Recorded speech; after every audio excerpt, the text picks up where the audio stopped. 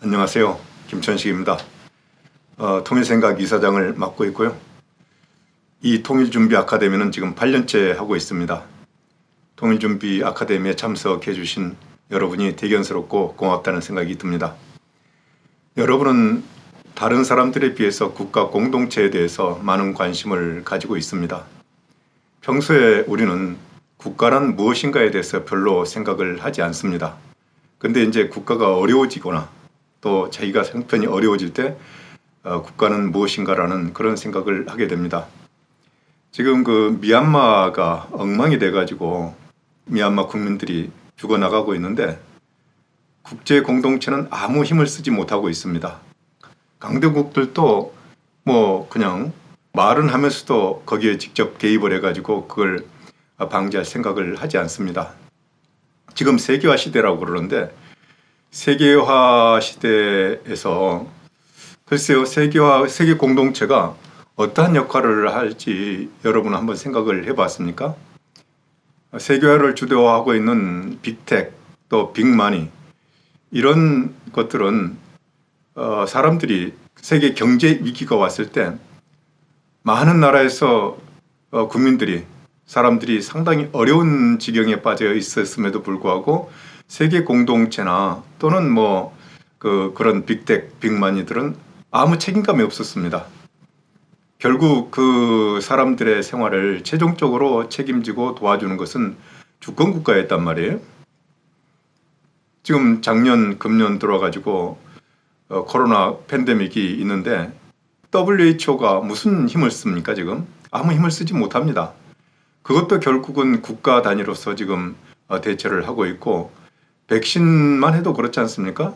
국가 단위로 이걸 해결하는 겁니다. 그래서 우리는 이 국가가 매우 중요하다는 것을 알아야 되고 여러분이 지금 같이 고민하고 있는 통일 문제는 국가 문제와 직결되어 있는 그런 문제입니다. 그래서 오늘 한 10가지 주제에 대해서 이제 여러분과 토론을 하고자 하는데 이 국가란 국가가 어떻게 우리하고 직접 관련이 있고 통일이 국가랑 어떤 문제가 있는가를 한번 따져보고자 합니다. 여러분 헌법을 보시면은 이렇게 되어 있어요. 1조에 국가 체제, 대한민국의 체제에 대해서 규정을 해놓고 있고 또 2조에 국민에 대해서, 3조에 영토에 대해서 규정을 해놨습니다. 그런데 4조에는 통일을 규정을 했어요. 그래서 이 통일이라는 문제가 국가 정체성과 아주 밀접하게 관련이 있다. 이렇게 이제 우리 헌법에서도 규정을 하고 있는 겁니다. 여러분과 이제 첫 번째로 같이 논의하고자 하는 주제가 나라가 망할 수 있는가? 그겁니다. 여러분은 대한민국이 그냥 망하지 않으리라고 생각을 하는데 나라든 가정이든 잘못하면 망하게 돼 있습니다. 그건. 우리는 실제로 한번 나라를 망해 봤거든요. 조선이라는 나라를 130년 전에 우리는 우리 조상들이 망해 봤습니다. 조선이 왜 망했겠습니까? 조선이 망한 이유는 간단합니다. 국력이 약하고 스스로 서고자 하는 그런 의지가 없었기 때문에 망한 겁니다. 그리고 나라는 분열되고 국민들은 그때 백성들은 살기 힘들어서 이리저리 흩어다니고 그런 상황이었거든요. 그리고 지도자들은 세계 정세가 어떻게 돌아가는지 전혀 모르고 선택을 잘못해서 그 결과 이제 나라가 망했습니다. 그런 가능성은 지금도 남아있거든요. 근데 이제 조선이 망한 그 과정들을 쭉 보면은 참으로 안타깝고 엉망인 그런 경우가 있었습니다. 1840년에 아편전쟁으로 중국이 영국한테 항복을 했습니다. 그 얘기는 동양을 지배하고 있던 조공체제, 천하적 세계관이 깨졌다는 얘기거든요. 그럼 그런 상황에서 우리 조상들은 빨리 이 정신적 각성을 하고 근대 국가 국가 체제를 바꿔가지고 부국강병을 해야 되는데 어쩐지 이제 우리 그 조상들은 소중하라고 하는 그런 환상 속에 빠져 있어가지고 제정신이 아니었습니다. 정신적 각성이 없으니까 그런 생각을 못한 거죠. 그런 상황 속에서도 망해가는 중국한테 사대하면서 조공체제를 유지하려고 그랬고 무슨 일이 일어나면은 중국에 의존하고자 하는 그런 생각을 가지고 있었습니다. 그러다 보니까 결국은 이제 만국으로 가게 됐는데 여러분이 잘 알다시피 아편전쟁이 끝나고 일본은 명치유신이라는 걸 했습니다. 소위 개방을 해서 서양 문물을 적극적으로 받아들였죠. 그래서 명치유신을 한 게 1867년인데 30년도 안 돼가지고 국력을 키워서 청일전쟁에서 청나라를 완전히 굴복시켰습니다. 그렇게 해서 이 동양의 패권이 이제 청나라에서 중국에서 일본으로 넘어간 거죠. 사실은 우리도 그렇게 서양 문물을 받아들이고 국가를 부강시킬 수 있는 기회가 있었죠.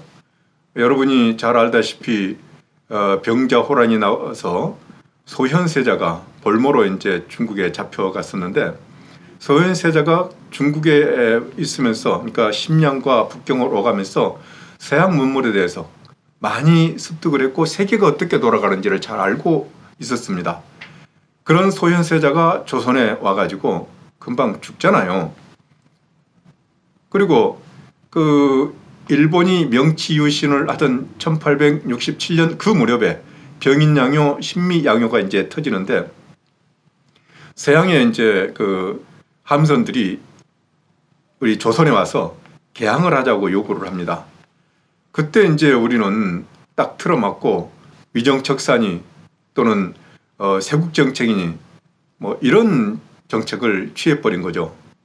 그래서 점점 더 나라는 약해지고 그 당시 우리가 좀 정신을 똑바로 차리고 부국강병을 했더라면은 아마도 만주는 우리가 점령을 할 수 있었을 겁니다. 왜냐하면은 그 당시 만주는 빈 땅이었거든요. 그래서 이제 우리 조선의 백성들이 조선에서 살기 어려우니까 연해주로 만주로 서간도로 막 많이 갔지 않습니까?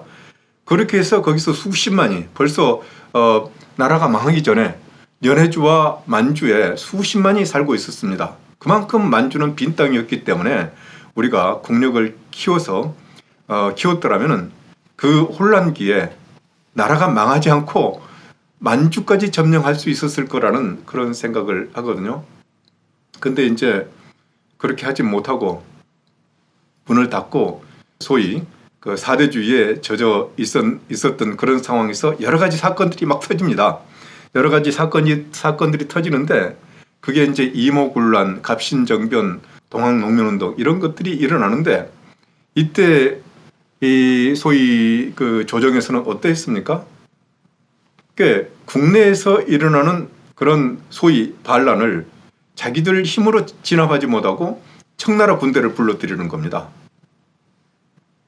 여러분, 자기 나라에서 일어나는 일을 자기가 처리하지 못하고 외국의 군대를 불러들였다고 하는 것은 그건 나라가 망한 겁니다. 나라의 상징은 군대거든요. 근데 자기 군대가 제대로 힘을 못 쓰고 외국 군대를 불러들였다. 그것은 나라가 망한 것이죠. 근데 이제 여러분이 알다시피 1894년에 동학농민혁명이 일어나서 이제 청나라 군대를 불러들이니까 일본 군대가 돌았습니다. 그래서 청일전쟁이 일어난 거죠. 아까도 얘기했지만 청일전쟁에서 일본이 중국을 완전히 괴멸시키고 승리를 했습니다. 그때 중국은 요동반도, 팽호도, 대만을 할량을 했죠. 영토 할량을 했죠. 그래서 이제 조선에서는 이제 사대를 했던 청나라가 이렇게 패망하고 일본이 일어서니까 일본 세력, 친일 세력이 또 득세를 한 겁니다. 그렇게 해서 친일 세력이 중심이 돼서 갑오경장을 합니다. 갑오경장을 하는데 갑오경장은 이제 일본의 요구에서 이 조선을 개혁하겠다고 하는 것인데 그 얘기는 일본 세력이 조선을 지배하게 되는 그런 단초를 쌓아가는 거죠. 근데 이제 문제는 일본이 갑자기 그렇게 강해지고 중국을 이렇게 먹어 들어오니까 중국에 상당한 이해관계를 가지고 있던 서양 세력이 이걸 이제 좀 저지를 하려고 합니다. 그래서 삼국 간섭이라고 했는데 러시아와 독일, 프랑스가 연합을 해가지고 그 청일전쟁에서 얻은 영토를 다시 내놔라 이렇게 하니까 일본이 그 힘에 밀려가지고 그렇게 했어요. 그러니까 조선에서는 일본이 센 줄 알았더니 러시아가 더 세네 하면서 러시아로 이게 싹 기울어집니다. 그 민씨 정권이 러시아를 또 끌어들여가지고 하니까 일본이 이제 그걸 못 본 거죠. 그걸 못 보고 참지 못하고 그 러시아 세력을 끌어들이는 중심인 민비를 살해를 합니다. 참 분통 터지는 일이 일어난 거죠. 민비가 그렇게 살해되니까 고종이 무서워서 어디로 피하느냐? 러시아 공사관으로 피합니다. 이게 아관파천이라는 건데 아관파천이 1896년에 일어나죠. 근데 여러분 그 아관파천이 사실은 조선을 완전히 망하게 만든 결정적인 계기가 됩니다. 그 얘기는 뭐냐면은 당시 세계 질서를 보면은 러시아하고 영국이 이 세계 지배를 놓고 패권 경쟁을 하던 그런 시기란 말이에요. 그래서 세계 곳곳에서 영국과 러시아가 부딪힙니다. 그래서 발티계에서 또 지중해에서 중앙아시아에서 이렇게 이제 영국이 러시아의 남하 정책, 남진 정책을 막아왔는데 갑자기 극동에서 지금 러시아가 내려오니까 이걸 막아야 되겠거든요. 당시 패권국인 영국이. 근데 그 당시 영국은 세계를 워낙 많이 지배하고 있었기 때문에 이 조선까지 보낼 군대가 없는 겁니다. 그래서 영국은 러시아를 막아낼 동양의 파트너 세력으로서 일본을 생각하게 된 겁니다. 그래서 영일동맹을 1902년에 맺습니다. 1902년에 맺는데 그러고 나서 1904년에 러일전쟁이 터집니다. 러일전쟁이 터지는데 이 만주에 있던 그 러시아의 함대하고 러시아 육군을 일본군이 급습을 해가지고 이걸 패퇴시킵니다. 그래서 이제 당시 러시아하고 일본의 국력이라고 하는 것은 현격한 차이가 있어가지고 일본이 러시아를 이긴다고 하는 것은 도저히 생각을 할 수 없었던 그런 시기거든요. 근데 이제 이 극동에는 러시아 주력군이 없었습니다. 그래서 이제 러시아가 전쟁이 발발을 하니까 러시아 주력군의 일부인 발틱 함대를 이제 보냅니다. 발틱 함대를 보내는데 발틱 함대가 오는 길에 전부 영국이 막아선 겁니다. 그래서 수에즈 운하를 통해서 와야 되는데 그걸 막아버리니까 이번에도 수에즈 운하가 막히니까 여러 가지 사건들이 있었습니다만은 저기 아프리카 희망봉을 돌아가지고 이렇게 오거든요. 오는 길목이 전부 다 영국 지배 세력인 겁니다. 그래서 이 일본 근해, 그리고 이제 동해에서 붙었는데 동해에 올 때까지 러시아의 발틱 함대는 기진맥진해 있었던 것이죠. 그 기진맥진해 있던 러시아 발틱 함대를 순식간에 일본 해군이 그냥 패퇴를 시킨 겁니다. 그렇게 해서 이제 러일 전쟁에서 일본이 승리를 하고 곧바로 이제 일본은 을사조약이라고 그래가지고 조선의 외교권을 뺐습니다. 그러니까 이 과거를 돌이켜 보면은 조선이 자기 나라 일을 외국 군대를 들여와 가지고 해결하려고 그랬고 그러니까 이제 완전히 망하는 길로 들어섰고 그래서 이제 1905년에는 외교권까지 뺏기는 겁니다. 그런 일들이 일어났었던 것이죠. 그래서 무슨 얘기냐면은 자기 나라 일을 자기 스스로 좀 해결을 하려고 해야 되겠다. 그리고 이 국력을 키우는데 한 2, 30년이면 충분히 키울 수 있었던 그런 시기거든요. 그런 시기요. 그래서 그때가 참으로 아쉬웠다. 문제는 이 지배층이 특히 고종 황제가 이제 가장 책임이 크다고 보는데 세계가 어떻게 돌아가는지를 제대로 몰랐던 것이죠. 세계가 어떻게 돌아가는지를 제대로 모르고 세계가 돌아가는 걸 제대로 알고 대처를 했더라면 그런 비극은 나라가 망하는 비극은 없었을 겁니다. 특히 이제 세계 질서가 어떻게 돌아가는가를 알기 위해서는 패권국가의 동향을 제대로 알아야 되는 거예요. 패권국가 동향을. 그래서 지금도 마찬가지다. 지금도 이 세계가 돌아가는 걸 보면은 패권국가가 세계 질서를 만드는 겁니다. 그래서 그 세계 질서에 우리가 어떻게 적응할 것인가를 판단을 하는 것이 지도자들의 몫이죠. 근데 조선 말에는 우리 지도자들이 그 역할을 제대로 못했다. 이런 말씀을 좀 드리고 싶어요. 두 번째 이제 그럼 우리가 해방이 됐는데 해방이라는 게 우리한테 어떤 의미가 있었느냐. 여러분은 우리가 해방을 맞이한 게 우리 힘으로 됐다고 생각을 하십니까?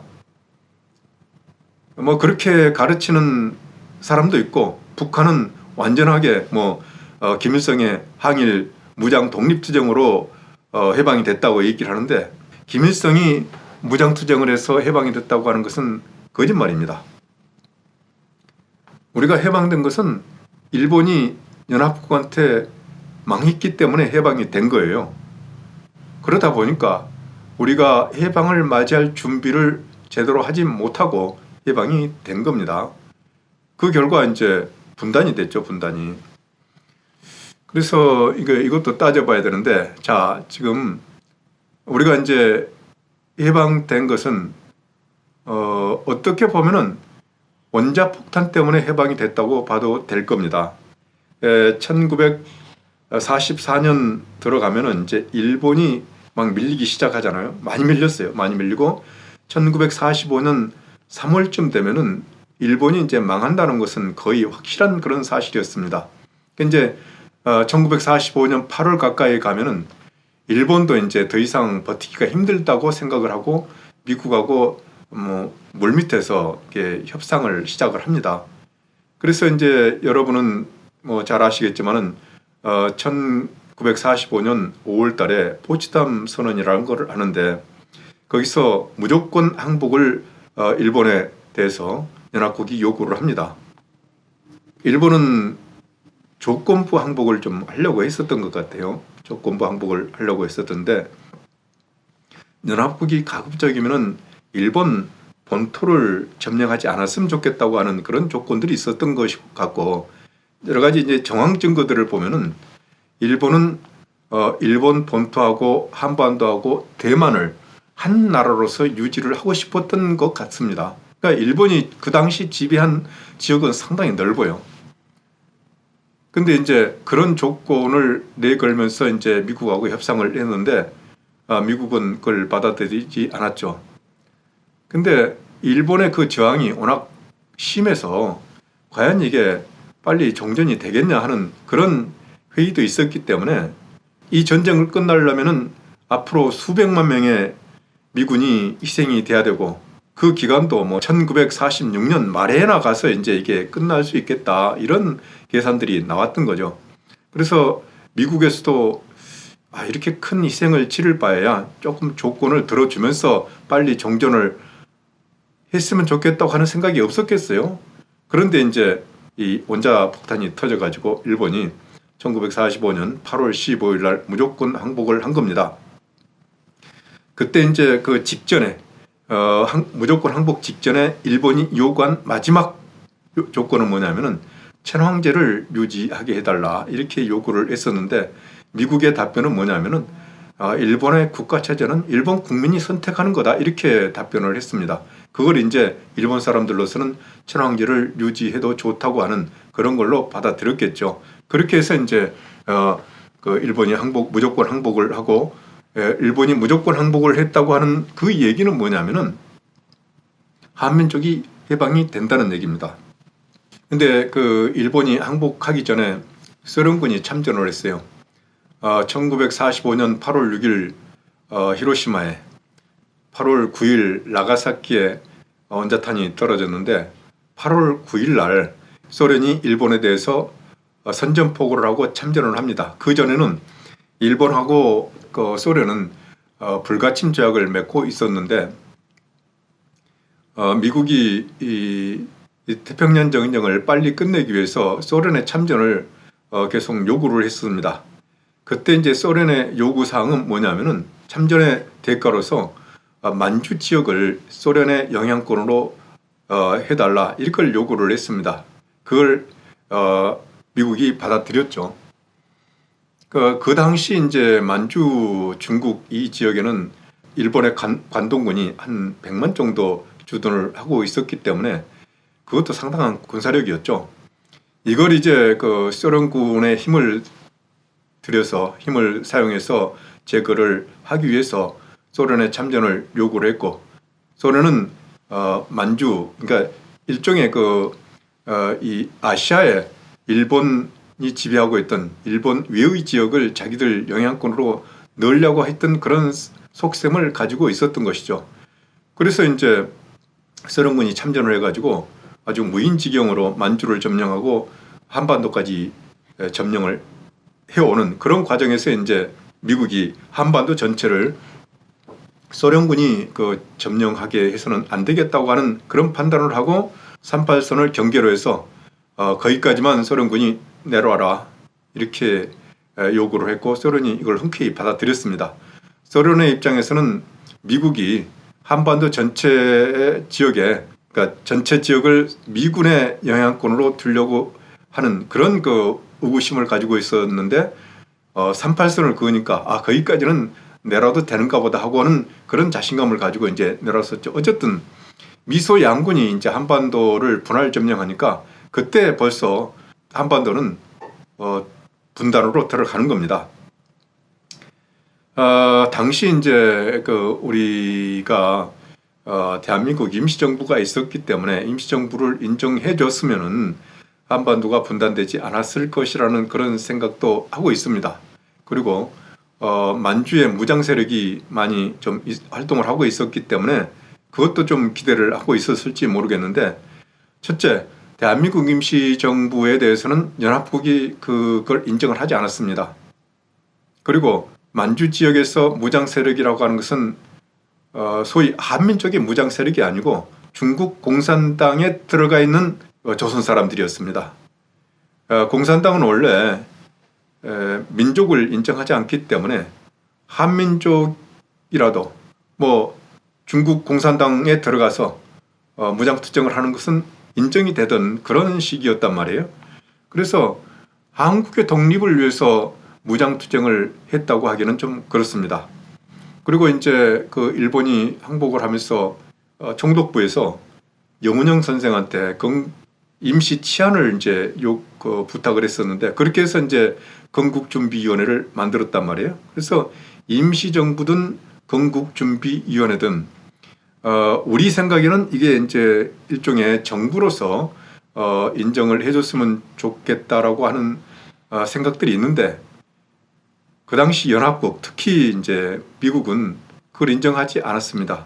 미국의 기준으로는 그 지역의 주민들에 의해 선거에 의해서 구성된 정부만이 정통성이 있다. 그리고 그 정부는 그 지역에 존재를 해야 된다고 하는 그런 원칙을 가지고 있었어요.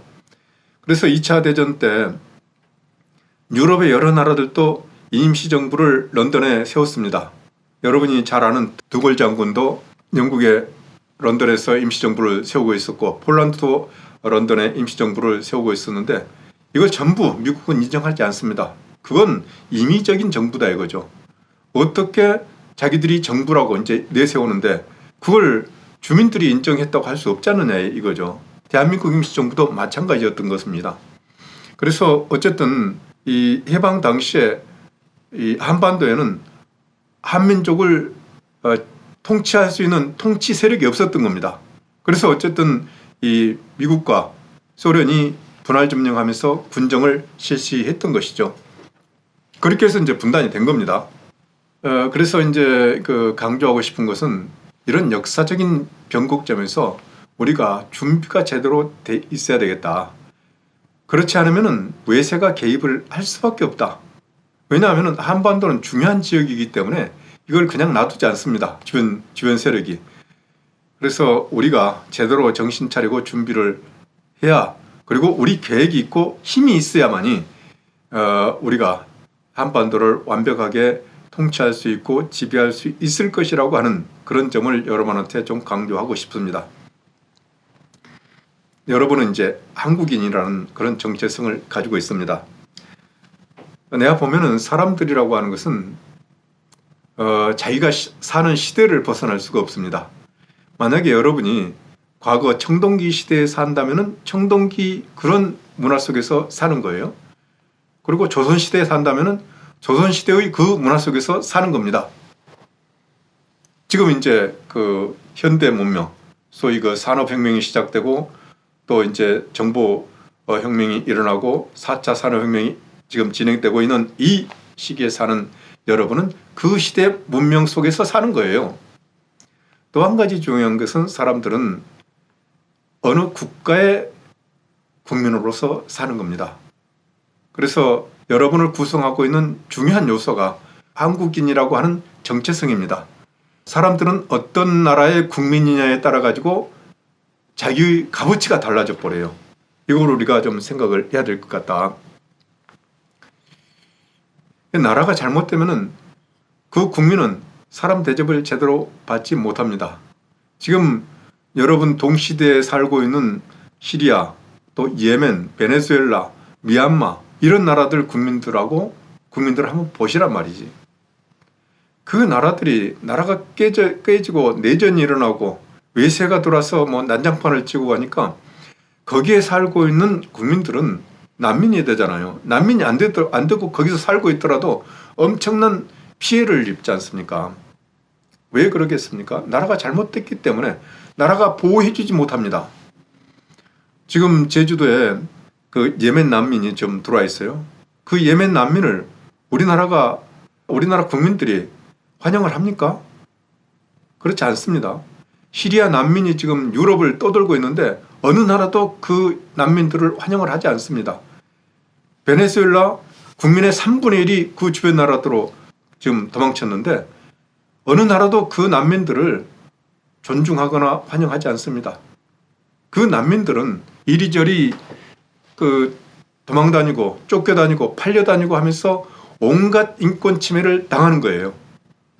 우리가 조선이 망해가지고 이 조선 사람들이 어디로 갔습니까?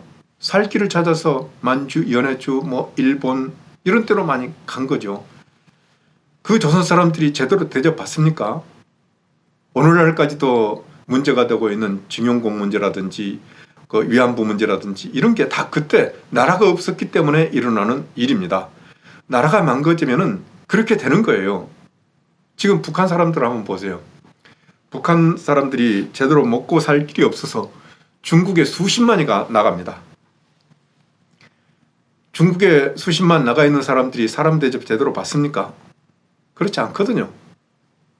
거기서 뭐 이리저리 또 팔려다니고 숨어 살고 그런단 말이에요. 그러다가 이제 일부가 이제 우리 한국으로 오는데 어쨌든 그 나라가 제대로 유지가 되고 잘 살아야 그 나라 국민들이 제대로 사람 대접받고 제대로 사는 겁니다. 그걸 이제 이 통일이라는 문제하고 좀 연결을 시켜서 말하려고 그러는데 미국인들은 세계 어느 나라에 가도 함부로 다루지를 못합니다. 함부로 했다가는 그 나라가 아주 위험해지는 그런 상황까지 가거든요. 그래서 개인이 아무리 노력을 해도 그리고 아무리 훌륭해도 나라가 잘못되면은 그리고 나라가 엉망이 돼버리면은 나라가 망해버리면은 비참해지는 그런 상황이 오는 거거든요. 그럼 이제 네 번째, 우리는 어떤 나라를 만들어야 되겠는가? 우리는 어떤 나라를 원하는가? 이런 문제들에 대해서 우리가 좀 생각을 해야 될 것 같은데 가장 쉽게 얘기하자면은 뭐 외국의 침략으로부터 안전하고 내부의 치안이 잘 유지되고 그리고 좀 자유롭게 살 수 있고 잘 살아야 되겠다. 경제적으로 잘 살고 또 이 사는 사람들 간에 좀 공평하고 또 외국에 대해서 좀 힘 있는 나라가 돼야 되고 그리고 나의 삶이 존중되는 나라 그리고 지금보다는 미래가 더 좋은 나라 이걸 우리는 바란단 말이에요. 그리고 이제 근대 국가의 기본 정신이 국가라고 하는 것은 사람들의 생명과 자유, 행복을 보호하기 위해서 만들어진 실체입니다. 그런 역할을 제대로 하는 나라, 이걸 이제 우리가 원하는 거 아니겠어요? 현재 한국을 보면은 이렇습니다.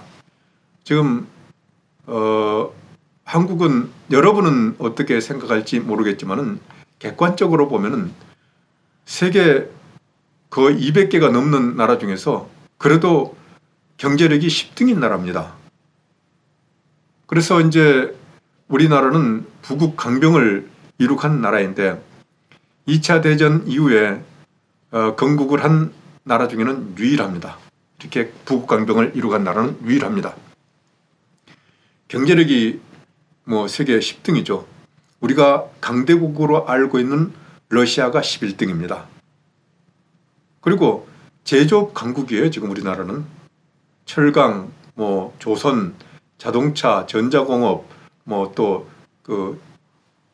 여러 가지 산업 면에서 특히 이제 반도체는 지금 4차 산업혁명 시대에 가장 중요한 제품인데 거기서 1등을 하고 있습니다. 거기다가 이제 이어지는 걸로 첨단 기술 산업이 지금 많이 발전을 하고 있단 말이에요. 군사력으로 봐도 우리는 세계 7등입니다. 문화적으로도 강국이죠. 한류, BTS, 드라마, 영화.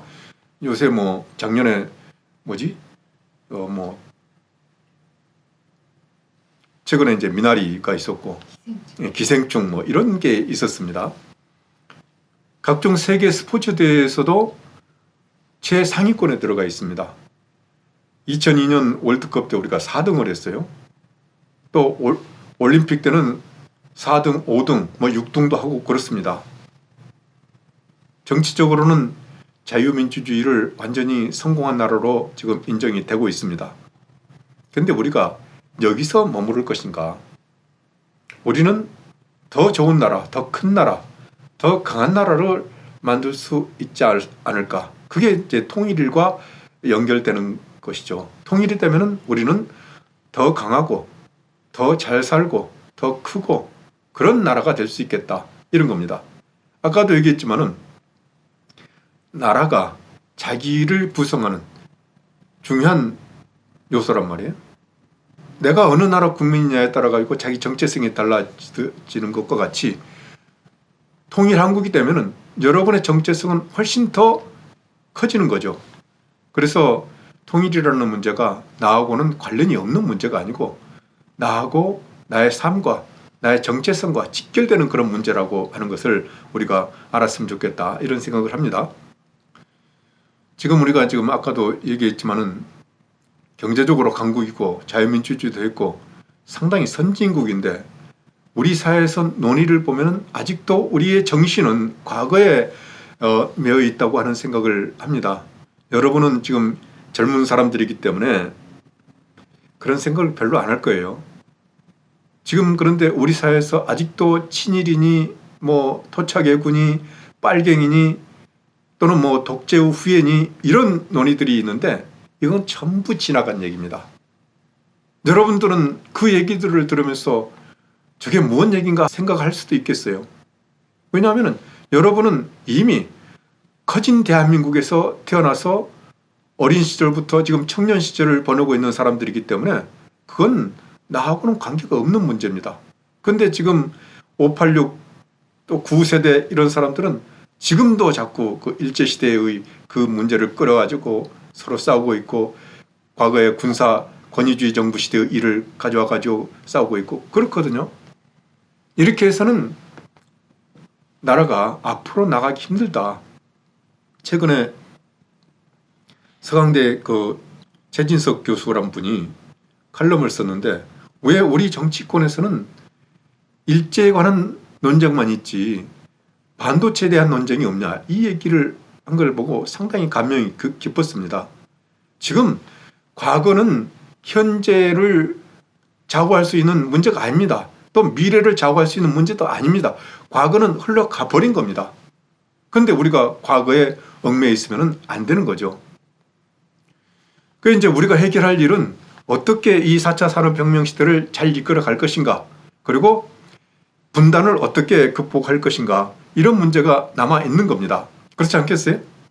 그러면 이제 통일이라는 문제를 한번 생각을 해봐야 되는데, 5번째 문제가 통일을 해야 되겠는데, 그러니까 내 입장에서는 통일을 해야 되겠다고 생각을 하는데, 이제 통일을 포기하자고 하는 그런 논의들이 좀 있습니다. 과거에는 이런 생각을 할 필요가 없었죠. 통일을 뭐 꼭 해야 된다고 생각을 했으니까. 근데 이제 통일을 포기하자고 하면서 이런 얘기들을 합니다. 남북한은 완전히 달라진 두 나라 아니냐 지금. 그런 두 나라가 됐는데 굳이 이걸 통일하려고 그러느냐. 그리고 지금 통일할 수도 없고 통일할 필요도 없다. 이런 얘기를 하는 사람들이 있어요. 그래서 이 통일할 수도 없는 이 두 나라를 합치려고 그렇게 하지 말고 두 나라로서 평화 공존하는 길을 찾자고 하는 그런 사람들이 있습니다. 그게 현실적이라고 하는 것이죠. 근데 평화 공존을 하는 것이 현실적이다. 뭐 현실적인 것 같아요. 근데 저는 그 얘기를 들으면은 열이 확 받습니다. 뭔 얘기냐 하면은 과거에 일제시대 때도 일제하고 협력해서 잘 살아가는 길을 찾자고 하는 것이 현실적이다, 이렇게 얘기하는 사람들이 있었어요. 그 당시 일본은 엄청나게 강한 나라였습니다. 일단 일본이 이제 산업화를 해가지고 조선을 식민지로 삼고 만주에 가서 만주국을 세우고 중국의 많은 지역을 점령을 했습니다. 중국이 대부분 이제 그 일본 점령으로 들어가는 거죠. 그리고 동남아시아 모든 나라들을 식민지로 삼고 버마를 점령하고 인도까지 이제 점령하겠다고 군대를 보냈던 나라입니다. 그러면서 태평양 여러 섬들을 전부 점령을 해서 태평양 점령을 하고, 그렇게 해서 이제 그 당시 세계 강국이라고 하는 미국과 전쟁을 한 거죠. 그런 그 일본을 보면서 야, 저 강한 나라한테 맞붙어 가지고 우리가 독립을 하겠냐 하는 생각을 하는 사람들이 생겨난 겁니다. 그리고 이제 그 당시 또 일본은 조선 사람들을 완전히 일본 사람들로 만들어 가지고 내선일체라고 그래서 조선과 일본을 완전히 한 나라로 만들려고 하는 그런 정책을 펴고 있었어요. 그래서 일부 이제 우리 지식인들은 그런 일본하고 잘 지내면서 우리가 잘 사는 길을 찾자, 그것이 현실적이겠다, 이렇게 얘기하는 사람들이 있었습니다.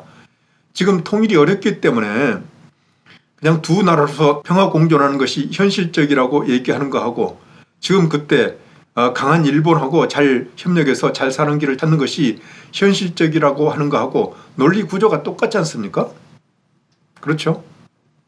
근데 우리는 그 당시 일본하고 잘 사는 길을 찾자고 했던 그 사람들을 찾아내서 친일 매국노라고 얘기를 합니다. 다음에 통일이 됐을 때 통일하지 말고 그냥 평화 공존해서 잘 사는 것이 현실적이라고 주장했던 사람들을 우리 후배들은 뭐라고 그럴까요? 한번 생각을 해보세요. 지금 그 여론조사를 해보면은 이 그래프는 서울대학교 통일평화연구원에서 조사한 건데, 통일이 꼭 필요하다고 하는 생각을 가진 사람들이 50% 넘습니다. 과거에는 100%였겠죠. 그리고 70년대에는 95%쯤 됐습니다. 근데 지금 50% 넘습니다. 이게 점점 낮아질 것 같아요. 왜냐하면 젊은 세대로 갈수록 더욱더 지금 이 지지도가 떨어지고 있거든요. 그리고 이제 2018년도 국회 입법조사처에서 조사해 놓은 걸 보면은 한반도가 평화롭게 살 수만 있다면 굳이 통일할 필요가 없겠다고 하는 사람들이 53%가 됩니다. 우리는 기본적으로 우리 정책은 남북 간의 평화를 정착시키고 남북 간의 공동체를 만들어서 이 국가 제도 통일로 가자고 하는 그런 정책을 펴고 있는데, 그러니까 평화라고 하는 것의 그 자체가 목적이 아니고 통일로 가기 위한 징검다리로서 생각을 하고 있는 건데, 이제 많은 국민들이 통일이라는 목표를 좀 내려놓자 이런 생각을 가지고 있는 사람들이 있다는 거예요.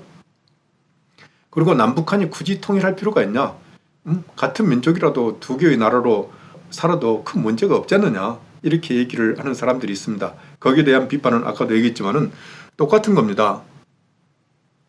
이제 통일을 포기하자고 하는 사람들의 논리는 한 몇 가지로 정리를 해볼 수 있는데, 통일을 하려고 하니까 남북한이 서로 더 불신하고 갈등하더라. 왜냐하면 통일이라는 게 체제의 통일이기 때문에 상대방 체제를 자기 체제로 만들어야 될 거 아니냐 이거죠. 그렇다 보니까 상대편에서는 그걸 불신하고 경계를 할 수밖에 없다. 그래서 교류협력도 제대로 할 수 없고 평화도 제대로 정착이 안 된다. 그러니까 일단 평화 정착을 위해서 통일을 포기하자. 그리고 통일의 가능성까지도 완전히 없애버려야 평화체제가 공고해지겠다. 이런 주장을 합니다, 지금.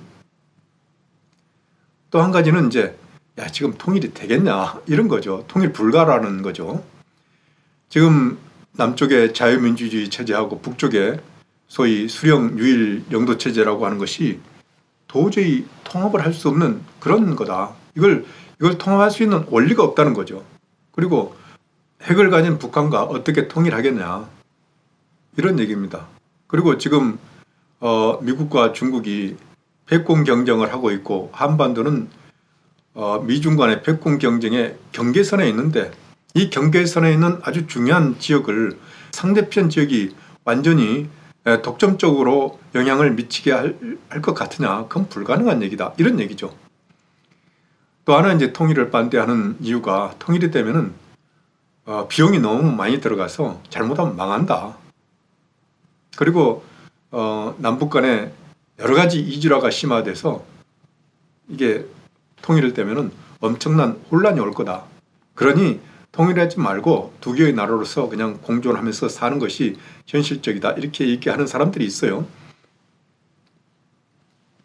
그래서 이제 이 두 나라로 공존하자고 하는 얘기들을 많이 하는 것인데, 글쎄요, 이게 두 개의 국가로 공존하는 것이 현실적이라고 하는 그 논리가 상당히 솔깃하지만은,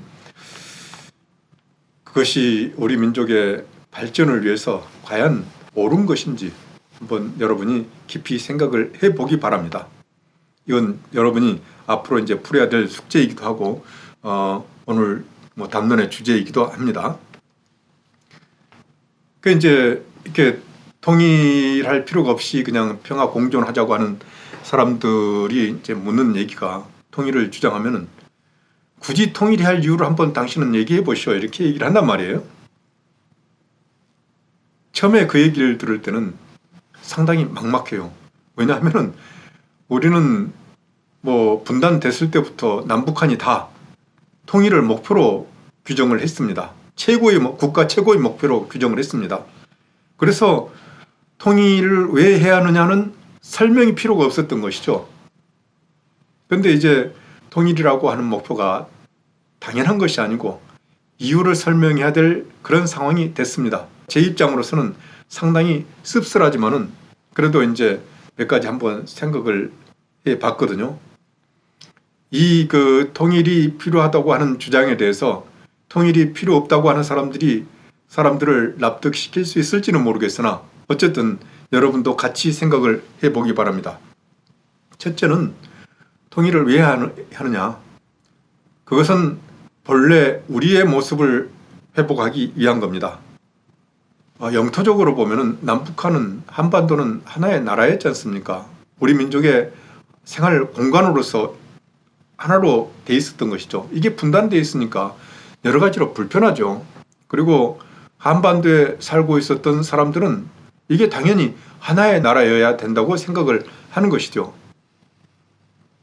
그래서 일제에서 독립운동을 하던 우리 조상들도 분단된 나라가 될 것이라고 생각했던 사람들은 단 한 사람도 없습니다. 나라가 분단되는 그 시점에서도 그 분단되는 사실을 아는 사람이 하나도 없었습니다. 그리고 그 분단에 대해서 한 사람도 동의를 한 사람들이 없었습니다. 그런데 분단이 됐어요.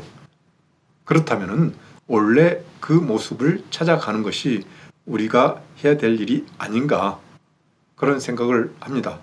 그리고 통일해야 될 두 번째 이유를 저는 우리가 자유를 회복하기 위해서라고 생각을 합니다. 1943년 12월 달에 카이로에서 연합국 지도자들이 만나서 카이로 선언을 했습니다. 그 카이로 선언에서 뭐라고 했느냐?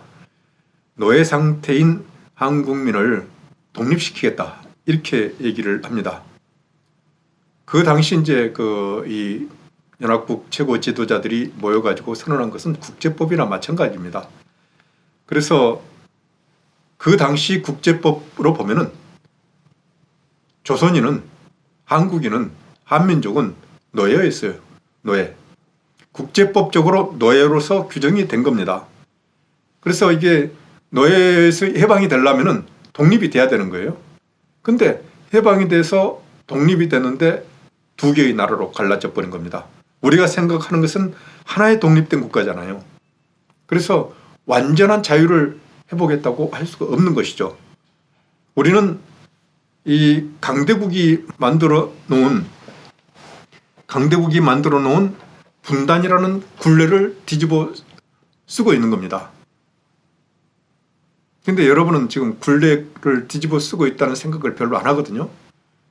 그 굴레를 뒤집어 쓰고 있는 것이 무지무지하게 불편한 일임에도 불구하고 거기에 너무 익숙해져 가지고 그게 불편하다고 생각도 못할 정도로 지금 우리는 속박을 당하고 있는 겁니다. 무서운 얘기죠, 이게. 그래서 이 분단의 굴레라고 하는 부자유, 이것을 빨리 벗어 던지는 것이 우리의 자유를 완벽하게 회복하는 것이다. 이 굴레를 벗어 던졌을 때 그때는 아마도 그 굴레를 뒤집어 쓰고 있는 것이 얼마나 자유스럽지 못한 일인가를 알게 될 겁니다. 다음에 이제 우리는 전쟁의 공포로부터 자유롭지 않습니다. 통일이 되면은 전쟁의 공포로부터 완전히 해방이 됩니다. 그리고 전쟁이라는 그런 그 잠재적인 위험성이 항상 있기 때문에 우리의 행동이 많이 자유롭지 않습니다. 자유가 구속이 되고 행동이 자유롭지 않습니다. 다음에 이제 이 분단이라는 문제가 이념이라는 문제하고 연결이 되어 있는데 우리가 어떻게 보면은 이념의 포로가 되어 있는지도 모르겠습니다. 여러분 지금 그 많은 정치적인 논쟁과 사회에서 일어나고 있는 많은 논쟁들이 이념에 기초하고 있는 것들이 상당히 많이 있습니다. 여러분 그런데 이념이라는 게 사람을 위한 거거든요. 사람을 위해서 어떻게 삽시다라는 게 이념인데 그 이념의 굴레에 그냥 우리가 지금 갇혀 있는 거거든요. 이게 어떻게 보면은 이념의 압제라고 하는 것이 분단 때문에 생긴 겁니다. 그래서 분단이 해소가 되면은 이념의 압제로부터 우리가 해방이 될 것이다. 그리고 북한은 지금 인권이 제약이 되어 있고 자유롭지 않지 않습니까? 우리 동포란 말이에요, 그게. 그래서 우리가 통일이 되면은 그런 큰 부자유로부터 해방이 되고 여러 가지 소소한 부자유로부터 해방이 될 거다. 그래서 전쟁과 가난, 이념, 뭐 이런 정치적 구속 이런 걸로부터 완전히 자유롭게 되는 그런 나라를 만들기 위해서 우리가 통일을 해야 되겠다고 하는 겁니다. 세 번째로 이제 우리가 통일을 하고자 하는 것은 평화를 위해서입니다. 앞에서도 잠깐 다뤘지만은 통일이 되면은 남북한 간의 전쟁의 위험성은 근원적으로 없어지는 거잖아요. 남북한 자체가 없으니까 남북한 통일이라고 하는 것이 나올 수가 없는 거죠. 그리고 통일된 한반도는 분단된 한반도보다는 훨씬 더 안정된 평화를 확보할 수 있다고 하는 것은 상식에 해당되는 거죠. 진리죠, 진리. 다음에 이제 그 강력한 통일 한국이 생기죠. 통일이 되면 강력한 통일 한국이 생기는데 그게 국제 분쟁으로부터 안전하게 된다는 겁니다. 한반도에서 평화가 파괴되는 것은 외부 세력에 의해서 이루어진 것이 많습니다. 뭐 청일전쟁이라든지 러일전쟁이라든지 6.25도 이거요. 따지고 보면은 민족 내부 내전 같지만은 사실은 국제전입니다. 이게 국제적인 요인에 의해서 발생한 겁니다. 그런데 통일이 돼서 강한 대한민국이 서 있으면은 외세가 개입할 근거가 별로 없어지거든요. 열강들은 직접 전쟁을 하지 않고 대리전을 합니다. 대리전이 어디서 일어나느냐? 약한 고리에서 일어나는 거죠. 약한 고리에서 일어나는 겁니다. 뭐 한반도에서 한국 전쟁이 그랬지, 베트남 전쟁이 그랬지, 이란 이라크 전쟁이 전부 미소 간의 대리전입니다. 이게. 그래서 이 한반도가 두 개 국가 체제로 돼 있으면은 여기는 상당히 약한 고리란 말입니다. 이제 그거하고 비교를 할 수 있어요. 이게 지각 밑에는 용암이 들끓고 있습니다. 용암이 들끓고 있는데 이게 가끔 지진도 일으키고 뭐 화산도 터지고 그렇습니다. 그게 전부 지각이 약한 지역, 그 고리를 뚫고 나오는 거거든요. 세계 정치도 마찬가지입니다. 그래서 이렇게 통일이 돼서 강한 통일 한국이 서 있으면은 외부 세력을 견제할 수 있고 집안이 더 튼튼해져서 여기서 화산이 지진이 폭발하지 않을 수 있는 거죠. 그리고 통일 한국이 되면은 국력이 세계 5번째가 될 겁니다. 그 5번째 국력을 가지고 있는 나라가 이 주변 나라들하고 잘 협상을 하면은 우리는 이 지역에서 가장 국제 질서를 좌우할 수 있는 힘이 생기는 나라거든요. 근데 지금 분단돼 있어 가지고 그 힘을 제대로 쓸 수가 없게 돼 있어요. 그 점을 우리가 좀 알아야 되겠다. 다음엔 네 번째로는 우리의 존엄을 위해서 통일을 하자고 하는 겁니다. 지금 우리가 통일이 되면은 뭐 인구 면에서나 또는 국력 면에서나 국토 면에서 상당히 강한 나라가 됩니다. 지금 통일이 되면은 통일 한국하고 통일 독일하고 거의 엇비슷한 나라가 되는 거예요. 근데 우리 주변에는 주변 사강이 지금 맞붙고 있잖아요. 미국, 중국, 러시아, 일본 이 나라들이 지금 각축하고 있는데 그 나라들이 세계 5등의 국력을 가진 이 한국하고 관계를 잘 맺어야 이 지역에서 영향력을 발휘할 수 있습니다. 그리고 한반도는 중국을 보유하고 있고 또 일본하고 맞붙어 있고 그렇기 때문에 이 통일 한국이 어떻게 움직이느냐에 따라 가지고 주변 나라들의 국력이 달라지게 돼 있어요. 그러니 주변 나라들이 우리나라한테 통일 한국한테 잘 보이려고 하지 않겠습니까? 그만큼 우리의 발언권이 강해지는 겁니다. 그렇게 해서 지금 우리는 좀 약소국가다, 또 침략을 당했다고 하는 그런 열등감을 가지고 있는데 그런 강한 나라가 되면은 그런 열등감을 싹 씻어내는 거죠. 싹 씻어내고 우리도 이제 당당한 나라, 또 자주의식이 있는 나라, 자신감 있게 그런 나라가 되는 겁니다. 그래서 우리의 존엄성이 많이 올라갈 거다. 그리고 다시 돌아가서 하는 얘기지만은 우리의 국가가 그렇게 되면은 나 개인의 지위도 올라간다고 하는 것을 우리가 알았으면 좋겠습니다. 다음에 이제 마지막으로 이게 5번째죠. 번영을 위해서 통일을 하자. 우리가 이제 통일 비용이 엄청나게 들어가서 통일이 되면은 나라가 어려워질 거라고 이렇게 이제 하는 사람들이 있는데 어떻게 보면 이건 선전선동인 것 같아요. 무슨 얘기냐면은 독일 통일을 보면은 그때 엄청나게 통일 비용이 많이 들어갔죠. 근데 독일이 망했느냐? 망하지 않았죠. 망하지 않고 오히려 국력이 더 강해져서 유럽의 최강자가 됐고 이유를 이끌어가는 나라가 됐습니다. 아마도 우리 한국도 통일이 되면 그럴 것이라고 생각을 합니다. 무슨 얘기냐면은 통일이 되면은 이제 이 반도 국가를 복원을 하는 겁니다. 지금은 상당히 대단히 폐쇄적인 그런 지역이 돼 있거든요.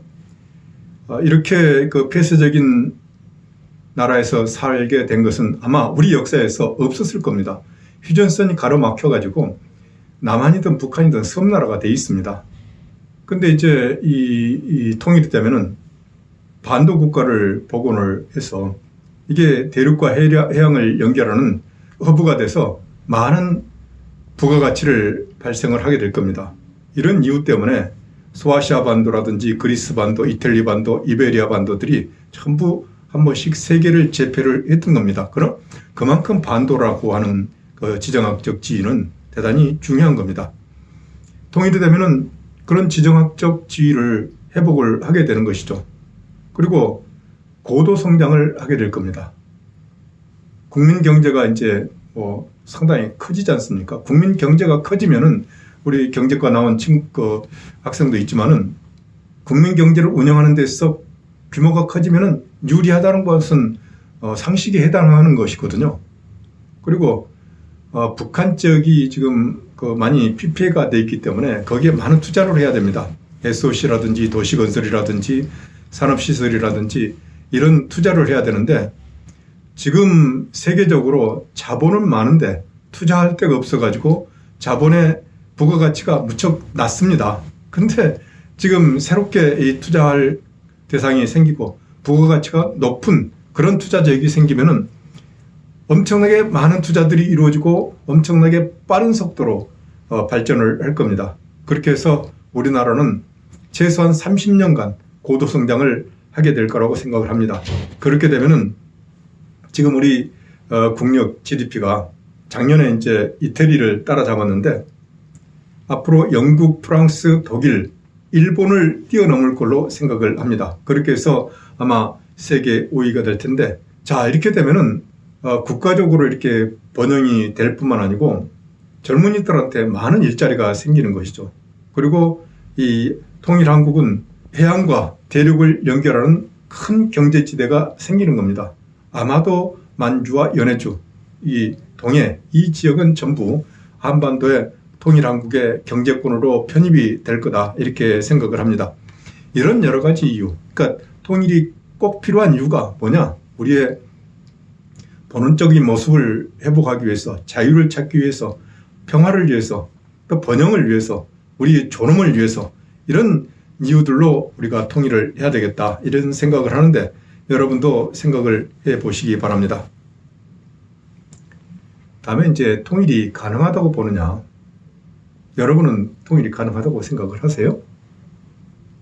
그냥 상식적으로 보면은 대단히 어려운 건 뭐 상식입니다. 이게 대단히 어렵다고 하는 것은 상식인데, 아까도 그러니까 통일 반대를 얘기하는 사람들이 얘기했다시피 북한이 지금 핵무장을 하고 있고 또 미중 간의 패권 경쟁에 단층선이 돼 있고 정치 체제가 완전히 다른 그런 남북한이 통일을 한다고 하는 것이 어떻게 보면은 상식적으로 보면은 어렵겠다. 그건 뭐 이성적으로 보면 그래요. 합리적으로 봐도 그래요. 답을 찾기가 쉽지 않죠. 근데 이 세상 돌아가는 것이 꼭 합리적인 그런 사람들의 판단으로만 되는 게 아니더라. 그 합리성을 뛰어넘는 그런 것들이 있더라는 거죠. 우리의 해방이 그랬습니다. 그리고 독일 통일이 그랬습니다. 그리고 소련 붕괴, 냉전 붕괴가 그랬습니다. 소련이 해체됐을 때 그 몇 달 전까지도 소련이 해체될 것이라고, 소련이 망할 것이라고 생각했던 지식인들은 하나도 없었습니다. 그래서 이 통일은 여러 가지 보이지 않는 요소들이 작용할 수 있다. 그래서 그게 언제 어떻게 올지 잘은 모르겠다. 그러나 우리가 통일을 계속 준비하고 그런 기회가 오면은 빨리 그 기회를 낚아챌 그런 준비를 해야 되지 않느냐, 그런 생각을 하는 겁니다. 그 통일 준비라고 하는 것은 마음으로부터 시작을 하는 거거든요. 그래서 우리가 이런 통일준비 아카데미를 하고 있는 겁니다. 독일 통일이 어떻게 이루어졌느냐. 원래 독일은 패전국이었기 때문에 분단이 국제 조약에 의해서 되는 겁니다. 그리고 독일 통일은 불가능하게 돼 있었어요. 주변 전승사국이 독일 통일을 승인하지 않으면 현상 변경을 할 수가 없게 돼 있었습니다. 근데 갑자기 그냥 1989년 11월 9일 날 베를린 장벽이 무너지면서 상황이 급변해서 통일을 예상치 못하게 했습니다. 장벽이 붕괴된 지 1년도 안 돼서 완전히 정치적 통일을 했거든요. 그래서 독일 통일은 역사상 유일하게 평화통일이었고 그래서 우리에게 희망이 된 겁니다. 원래 통일이라고 하는 것이 정치 체제 간의 싸움이기 때문에 상당히 어렵고 그 과정이 어떻게 보면 유혈투쟁이 일어나게 돼 있는데 우리는 그런 통일은 하지 말자. 평화통일을 해야 되겠다고 하는 것을 국가 정책으로 지금 세워놨는데 그런 평화통일이라고 하는 그거에 한번 가능성이 보였던 겁니다. 그래서 우리한테는 희망이 된 사건이었죠. 독일 통일을 보면은 많은 사람들이 독일 통일을 보면서 흡수통일이라고 얘기를 하는데 그 흡수통일 아닙니다. 흡수통일이라고 하는 것은 강한 쪽에서 약한 쪽을 끌어당겨가지고 어느 정도 강제성이 있는 거 아니에요? 근데 독일 통일은 동독 주민들이 자기 결정권으로 통일한 겁니다. 자기들이 선거에서 국민투표로서 통일을 선택을 한 겁니다. 그리고 이제 그 독일 통일 과정을 보면은 좀 그 설명이 필요한데 독일이 이제 패전국이 돼가지고 동서독으로 나눠서 서독 정부가 서고 동독 정부가 섰는데 서독 정부의 초대 총리가 아데나우어입니다. 아데나우어는 그 당시 이제 연합국이 독일은 절대로 통일을 해서는 안 된다. 그 다음에 독일은 농업국으로 남아야 된다. 2등 국가로 만들려고 그런 겁니다. 왜냐하면 다시 산업국가가 되면 이게 전쟁을 일으킬 수도 있다고 생각을 해서 독일을 영원히 2등 국가로 만들려고 그랬어요. 그때 아데나우어가 독일의 장래는 독일 민족의 자결권에 속하는 문제다. 이렇게 계속 주장을 합니다. 그러니까 언젠가 자기들이 자결권을 행사해가지고 통일할 수 있다고 하는 그 권리를 유보를 하는 겁니다. 다음에 이제 독일을 산업국가로서 유지하게 해달라고 아주 상당히 부탁을 합니다. 그런 과정에서 6.25가 터진 거죠. 6.25가 터지고 연합국의 점령 정책이 바뀐 겁니다. 그러니까 아데나우어의 그런 독일 민족의 자결권 이걸 역대 총리들이 계속 이어가요. 그러다가 이제 브란트 수상이 동독하고 관계 개선을 하면서 동서독 관계는 국가 간의 관계가 아니고 민족 내부의 특수 관계라고 규정을 합니다. 그래서 국가로서 인정을 하지 않습니다. 국가로서 인정을 하지 않는다고 하는 것은 통일을 할 권한이 있다고 하는 것을 그런 권한을 유보하고 있는 거죠. 반면에 동독은 이국가 이민족론을 얘기를 합니다. 동독 민족하고 서독 민족은 이제 완전히 다른 민족이다. 다른 민족이다. 사회주의 민족과 자본주의 민족으로 이렇게 나눠져 있다. 그리고 동서독은 완전히 두 개의 나라로 되어 있다. 이렇게 주장을 했습니다. 그러나 어쨌든 서독이 계속 그런 그 정책을 유지하면서 그런 변화가 왔을 때 통일을 할 수 있었던 것이죠. 그 베를린 장벽이 무너지고 동독 주민들이 아주 물밀듯이 동베를린으로 탈출을 합니다. 그때 내가 이제 그 베를린에 갔는데, 그러니까 11월 9일 날 베를린 장벽이 무너지고 11월 15일 날 내가 베를린에 가서 2주간 머무르면서 쭉 조사를 했어요. 많은 사람들을 면담하고 했는데 시민이든 관료든 학자든 많은 대부분의 거의 100%가 독일 통일 안 된다고 했습니다. 내가 보기에는 독일이 통일되고 있는데 자기들이 봐서는 독일 사람들 입장에서는 통일이 안 된다고 그랬습니다. 그리고 그 동독에서도 그 당시 그렇게 시민혁명이 일어났지만은 통일하겠다고 하는 생각은 그때까지는 없었어요. 더 인간적인 모습을 가진 사회주의 국가를 만들어야 되겠다고 하는 것이 동독의 지식인들의 생각이었습니다.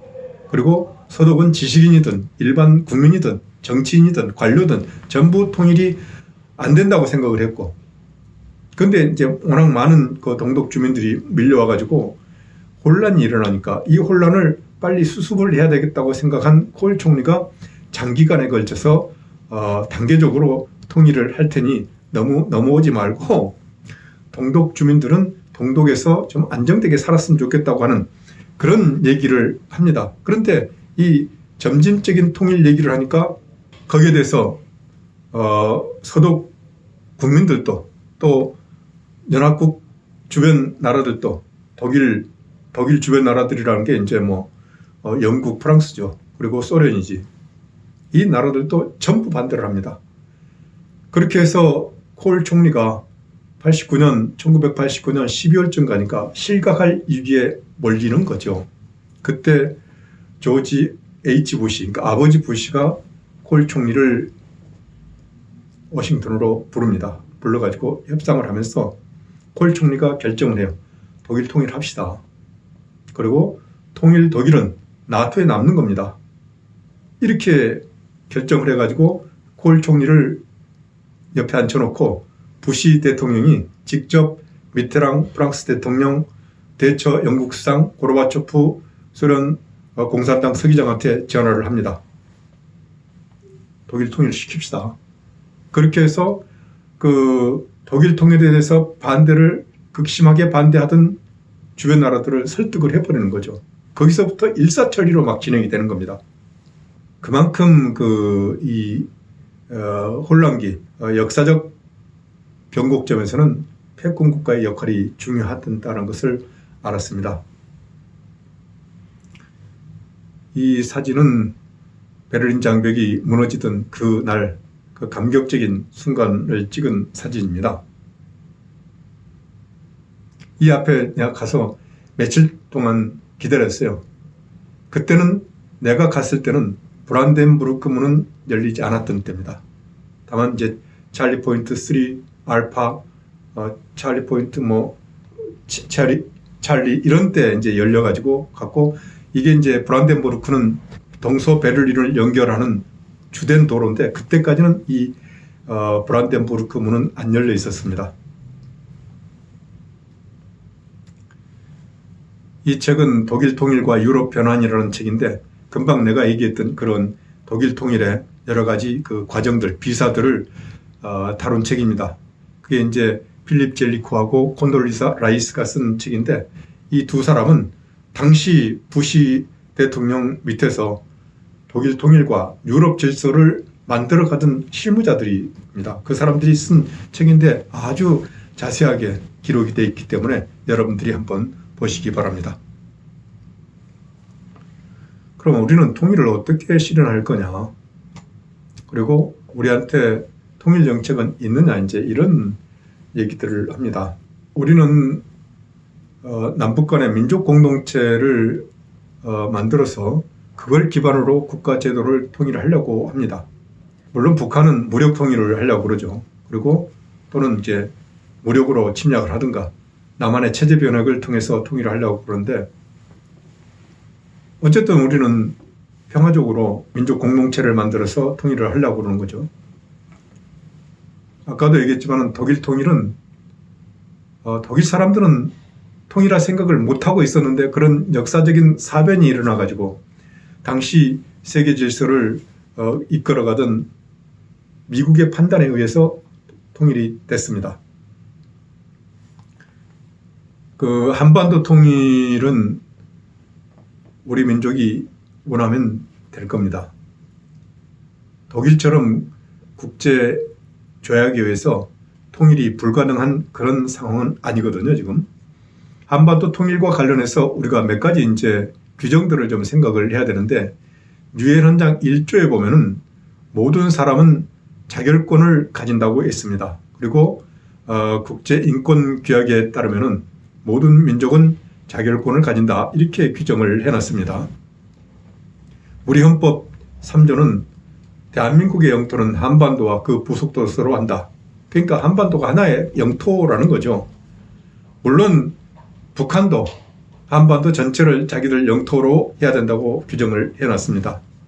가장 중요한 것은 지금 남북한이 합의한 남북기본합의서에 이 상호관계를 어떻게 규정을 해놨느냐면은 쌍방사이의 관계가 나라와 나라 사이의 관계가 아닌 통일을 지향하는 과정에서 잠정적으로 형성되는 특수관계라 이렇게 얘기를 규정을 해놨습니다. 이 얘기는 뭐냐면은 남북한이 국가로서 서로 인정을 하지 않는다. 즉 통일할 의지를 가지고 있고 통일할 권리가 있다고 하는 것을 지금 스스로 남북한 스스로 합의를 해놓은 겁니다. 그리고 이걸 국제사회에다가 지금 얘기를 하고 있는 겁니다. 여기에 대해서 국제사회가 동의를 했어요. 유엔 총회에 가서 보고를 했고 유엔 총회에서 이걸 지지 찬성한다고 하는 그런 결의까지 있었습니다. 그리고 이제 이걸 다시 또 2000년 6.15 남북 정상회담에서 정상 차원에서 다시 한번 또 확인을 한 겁니다. 그러니까 우리가 이게 규범적으로는 통일을 한다. 그리고 통일할 권리가 있다. 이걸 지금 내외적으로 선포를 해놓고 있는 겁니다. 우리 헌법에서는 이제 그 방법으로서 대한민국은 통일을 추구하는데 그걸 자유민주적 기본질서에 입각해서 평화적으로 하겠다고 그런 이제 원칙을 선언을 해놓고 있습니다. 그런 원칙에 따라서 우리는 민족 공동체 통일 방안을 가지고 있는 거죠. 남북 간의 평화체제를 구축하고 남북 간의 개방과 교류 협력을 통해서 공동체를 만든 다음에 그런 공동체를 바탕으로 제도 통일로 나간다고 하는 것인데 그러니까 공동체를 좀 효율적으로 제도적으로 만들어 나가기 위해서 남북연합을 구성하자 이렇게까지 지금 이제 민족 공동체 통일 방안에서는 규정을 해놓고 있는 거죠. 이걸 이제 포용 정책이라고 얘기하는데 이런 포용 정책을 냉전이 붕괴되면서부터 차근차근 우리는 추진을 해왔습니다. 남북 간 교류 협력을 개방하고 또 정상회담을 통해서 금강산 관광이라든지 개성공단 또 철도도로 연결 이런 것들을 해왔습니다. 그리고 북한에 대해서 쌀 280만 톤, 비료 260만 톤 사실 북한 입장에서는 어마어마한 지원이 된 겁니다. 그리고 남북 간의 인적 물적 교류가 상당히 활발하게 이루어진 적이 있습니다. 1년에 18만이 왕래를 했고 거의 20억 달러 정도가 교육이 됐었습니다.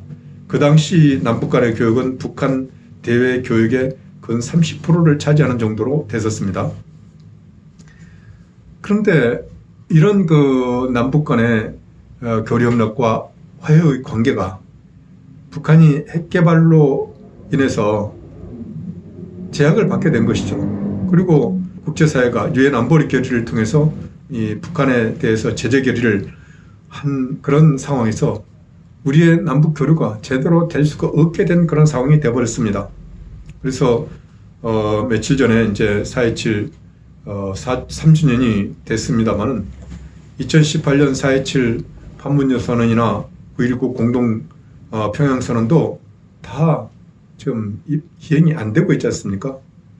그래서 북한이 핵을 개발하고 이걸 점점 더 강화시켜 나감으로써 남북 간의 이런 공동체 형성을 위한 노력이 제대로 작동을 할 수 없는 그런 상황이 되어버린 거죠. 자, 이제 마지막. 그러면은 이런 그 어려운 상황에서 우리는 그럼 뭘 해야 되느냐? 뭘 해야 되느냐? 북한이 핵무기를 개발해서 또 그걸로 인해 가지고 유엔 안보리 제재를 받고 있기 때문에 우리가 할 수 있는 게 별로 없다. 현실적으로 그렇죠. 근데 이제 이런 상황 속에서도 우리가 여러 차례 얘기했지만은 8.15 해방이라는 것이 아무 준비 없이 맞이해가지고 우리가 나라가 분단됐었다. 그리고 냉전체제가 붕괴됐을 때 우리가 좀 적극적으로 해서 한반도에서도 냉전 구조를 해체를 해야 되는데 이걸 못했다. 그런 결과로서 지금 북한이 핵을 개발하고 남북 간에 지금 다시 긴장이 조성되는 그런 상황이 왔는데 그럼 앞으로 어떤 기회가 우리한테 닥칠지 모르겠는데 그런 기회가 닥쳤을 때 우리는 통일로 쭉 나갈 수 있도록 그런 준비를 해야 되지 않느냐. 그래서 이런 과제는 상당히 거대한 과제인데 정세가 좋지 않아서 지금 할 일이 막연하다. 포용정책으로 실패했느냐. 이런 질문들이 있을 수 있을 겁니다. 어쨌든 북한의 핵 개발 때문에 포용정책을 추진할 수 있는 환경이 안 됩니다. 지금. 포용정책이라고 하는 것은 튼튼한 안보를 기반으로 추진하는 거거든요. 근데 안보가 근본적으로 지금 흔들리고 있는 그런 상황이 됐기 때문에 남북 간에 뭐 대규모 사업이든 소규모 사업이든 경협이 안 되게 돼 있습니다.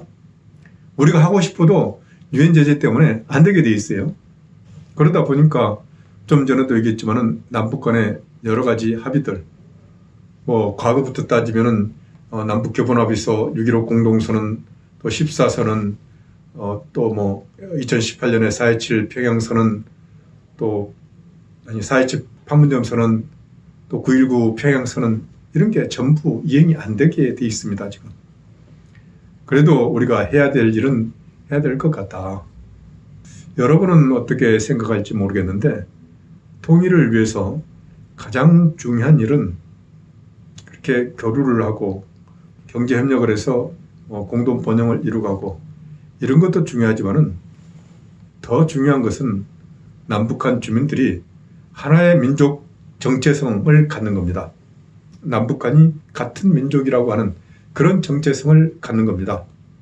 지금 우리가 이 상황 속에서도 통일을 얘기할 수 있는 근거가 뭐냐 하면은 남북한이 하나의 민족이고 원래 하나의 나라였다고 하는 그런 거죠. 그래서 만약에 남북한이 하나의 민족이라고 하는 그런 정체성이 없어지면은 우리가 통일을 주장할 수 있는 근거가 없어진다고 할 수 있거든요. 그래서 남북한이 하나의 민족이라고 하는 정체성을 유지하는 일을 해야 되겠다. 이것은 유엔 안보리 제재하고는 상관없이 할 수 있는 일들이다. 그게 이제 뭐 남북한이 같은 언어를 쓴다고 하는 것, 또 정보 소통을 통해서 인식의 지도를 하나로 그릴 수 있는 그런 것, 이런 것들이 있는 거죠. 남북 간의 인적 접촉이 될 수만 있다면은 그건 뭐 어느 걸 해도 좋다. 그리고 우리는 같은 민족으로서 북한 주민들의 삶과 인권과 이런 문제들에 대해서 관심을 가지고 있다고 하는 그런 걸 계속 보여주기 위해서 또 도리상으로도 북한 주민들이 굶주리고 아플 때 우리가 인도적 지원을 할 필요가 있겠다. 이런 것들입니다. 그래서 그런 것들은 유엔 안보리 제재하고는 걸리지도 않고 상관없이 추진을 해서 남북한이 하나의 민족이었고 하나의 나라였다고 하는 그 사실을 우리가 계속 견지하고 마음속에 담아두자. 그리고 남북한 주민들의 마음속에 통일을 해서 같이 잘 사는 길을 찾는 것이 좋겠다고 하는 그런 마음을 갖게 하는 것.